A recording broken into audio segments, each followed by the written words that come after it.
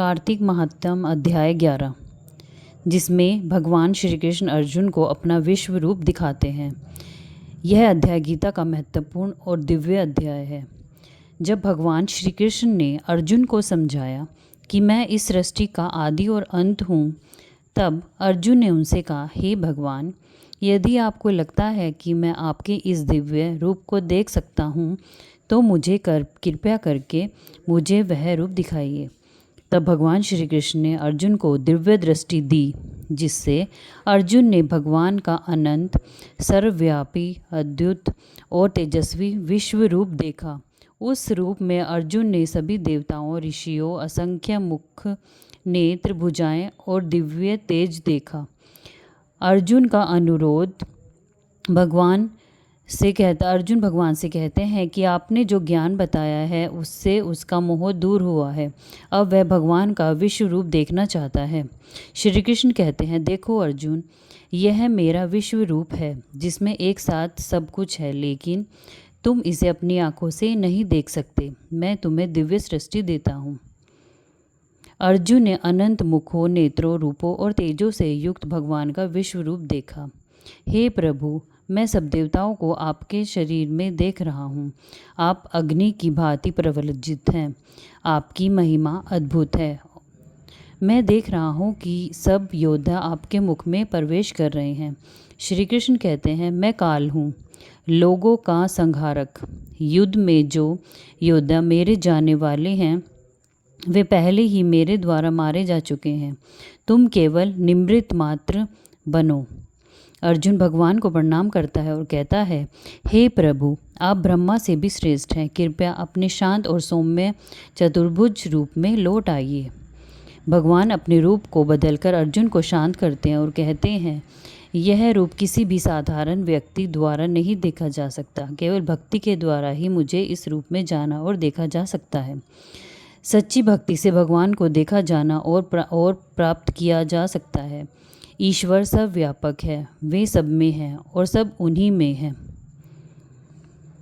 पूरा अध्याय 11। यह रहा भगवद गीता का 11वां अध्याय। कुरुक्षेत्र के मैदान में जब अर्जुन अपने रथ पर खड़ा था, उसने भगवान श्री कृष्ण से जीवन, धर्म और कर्म से गूढ़ रहस्य सुना। हे कृष्ण, आपने मुझे आत्मा और ब्रह्मा के रहस्य बताए हैं। अब मेरा मोह मिट गया है, पर मैं एक बात देखना चाहता हूँ। अगर आप कृपा करें तो आप अपना यह दिव्य रूप दिखाइए, जिसमें आप सब कुछ समाये हुए हैं।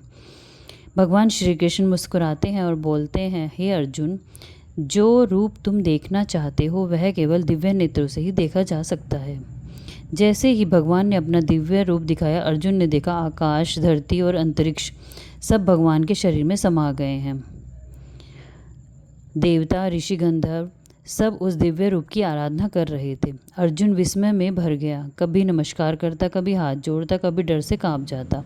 अर्जुन ने देखा कि उस विराट रूप में मुंह में अनेक योद्धा, भीम, द्रोण, कर्ण, दुर्योधन आदि सब प्रवेश कर रहे हैं।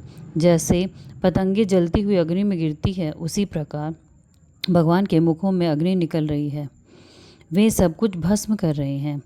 अर्जुन डर गया और बोला, हे प्रभु, यह कैसा भयानक रूप है। मैं सब ओर से काँप रहा हूँ। बताइए, आप कौन हैं?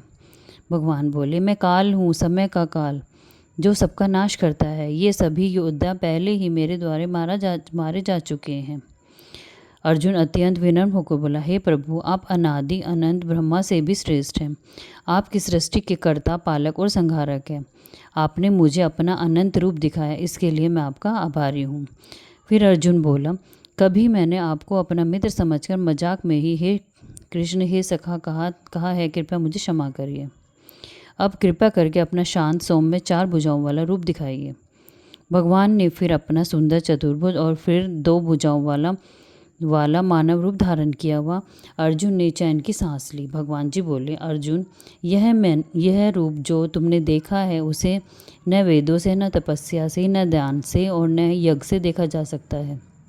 केवल सच्ची भक्ति से ही कोई मुझे इस रूप में देख सकता है। जो मनुष्य मुझसे प्रेम करता है, उसमें विश्वास रखता है, मेरा भक्त है और सभी जीवों में प्रेम करता है, वही वास्तव में मुझे जानता और मुझे प्राप्त करता है।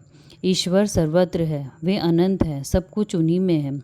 हमें केवल भक्ति, विश्वास और निष्काम भाव से मार्ग पर चलना चाहिए। जब मनुष्य अहंकार छोड़कर ईश्वर में लीन होता है तब वह उनके विश्व रूप का अनुभव करता है। बोल विष्णु भगवान जी की जय। बोल श्री कृष्ण भगवान की जय।